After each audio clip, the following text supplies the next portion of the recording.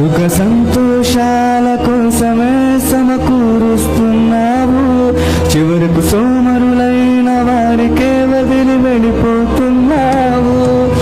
సంపాదించినదంతా వదిలావిక్కడే, సక్రియలను చేసి ఆస్తిగా కూర్చాలక్కడే. ఆ దేవుని కొరకే ఊపిరి విడిచి వెళ్ళాలి ఇక్కడే. నీ రాకకై ఎదురు చూస్తున్నాడు తండ్రి అక్కడే.